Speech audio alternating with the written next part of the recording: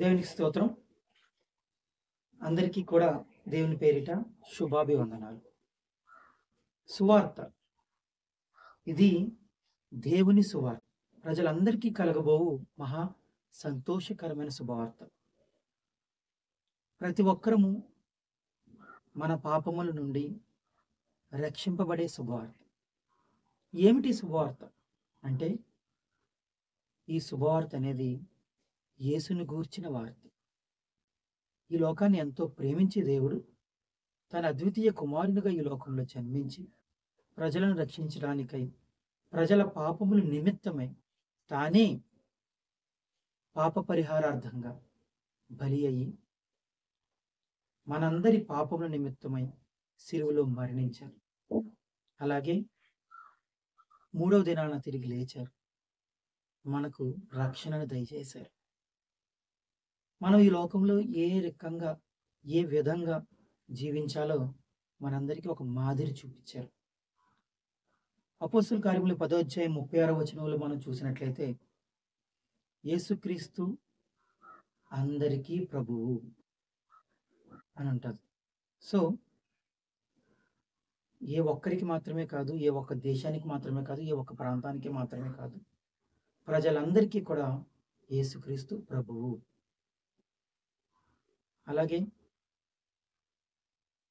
యోహాను సువార్త 3వ అధ్యాయం 16వ వచనంలో చూసినట్లయితే, దేవుడు ఈ లోకాన్ని ఎంతో ప్రేమించాడు కాగా తన అద్వితీయ కుమారుని యందు విశ్వాసం ఉంచిన ప్రతి ఒక్కడు కూడా నశింపక నిత్య జీవం పొందినట్లు ఆయనను మనకు అనుగ్రహించెను అని రాసి ఉంటారు.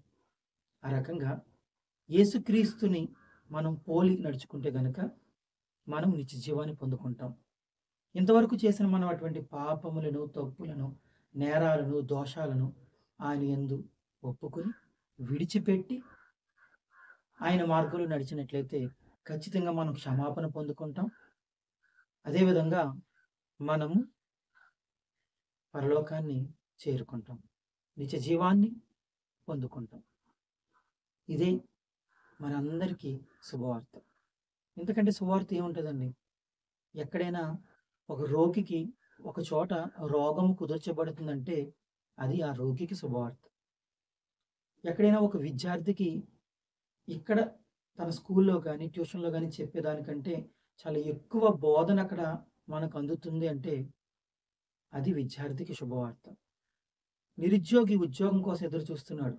అలాంటప్పుడు ఆ నిరుద్యోగి ఒక ఉద్యోగాన్ని పొందుకుంటున్నాడంటే అది ఆ నిరుద్యోగికి కలగబోయే శుభవార్త. మరి ఈ లోకంలో ఉన్న మన అందరం ఎన్నో పాపాలు చేశాము. ఈ పాపాల నుంచి మనం రక్షించబడాలి అంటే ఆ పాపాలను పోగొట్టే ఒక శుభవార్త కావాలి. అదే యేసుని మార్గం. కాబట్టి అందరము కూడా మనం యేసు ప్రభుని నమ్మాలి. ఆయన మనకు దయచేసినటువంటి బైబిల్ గ్రంథాన్ని చదివి ధ్యానించి అటు రీతిగా నడుచుకోవాలని దేవుని పేరిట మీ అందరికీ తెలియజేస్తూ, మనందరికీ ఆయన కృపా కాపుదల సమాధానము సదాకాలము తోడే ఉండును గాక. ఆమేన్.